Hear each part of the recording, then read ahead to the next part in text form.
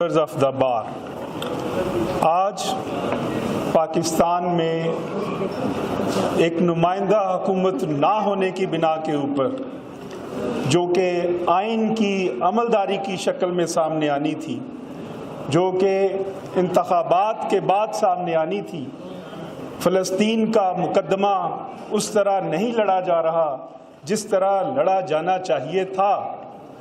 سیاسی جماعتیں بھی تابعداری کرتی نظر آتی ہیں اور آج کی حکومت بھی تابعداری نظر لگ رہا ہے کہ تابعداری کر رہی ہے۔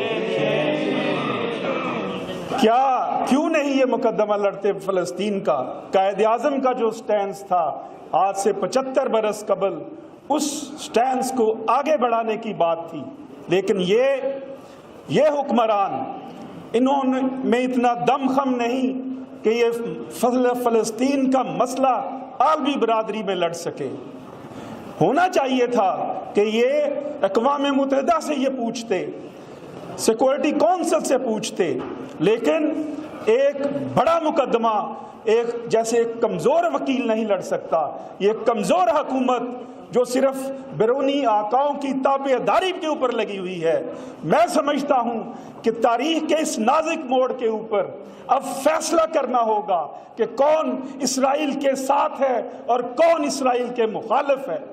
جو تابعداری کریں گے ہم سمجھیں گے کہ وہ اسرائیل کے ساتھ ہیں، وہ فلسطین کے ساتھ نہیں ہیں۔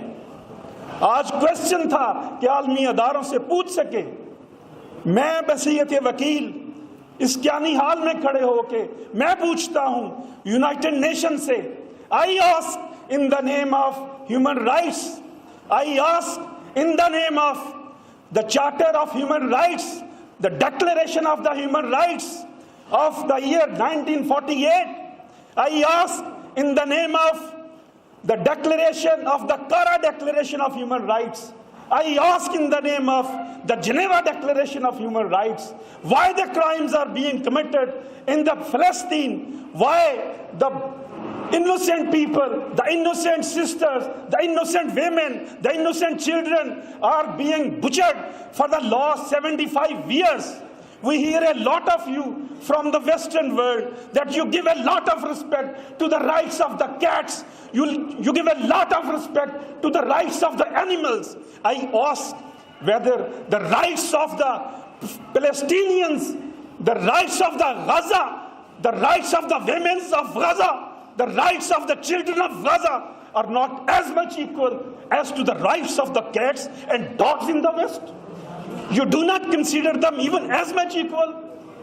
Is the blood that is being shed in the Gaza is not as much equal as to the blood of animal in the West?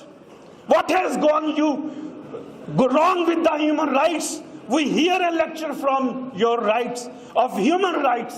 Is it a crime? Is it a crime to be a Muslim? No one is there to listen. مقدمہ طاقتور ہے لیکن یہ کمزور حکمرانوں کے بس کی بات نہیں ہے۔ آج ضرورت ہے کہ آئین پر عمل درآمد کرتے ہوئے الیکشن کا انعقاد ہو جو اصل ایشو ہے آئین کا، اور سپریم کورٹ آگے بڑھے۔ چرچل نے فیمس جملہ کہا تھا جب سیکنڈ ورلڈ وار میں کہ دیکھو ہماری عدالتیں انصاف کر رہی ہیں کہ نہیں کر رہی۔ آج بنیادی حقوق معطل ہیں۔ بنیادی حقوق جب تک بحال نہیں ہوں گے تب تک انسانی حقوق کی آواز نہ پاکستان میں سنی جا سکتی ہے، نہ عالمی برادری میں سنی جا سکتی ہے۔ آج ضرورت ہے کہ تمام جو ممالک ہیں، اسلامی دنیا اور اسی طرح باقی ممالک بھی ہیومن رائٹس کا نام لیتے ہیں، جو وہ ان تمام کے خلاف وہ پوری سٹیٹمنٹس دے۔ یہ اس طرح کی لفاظی باتیں اور کمزور باتیں جو سننے کو مل رہی ہیں، اس سے کام نہیں چلے گا۔ آپ کا بہت بہت شکریہ۔ والسلام۔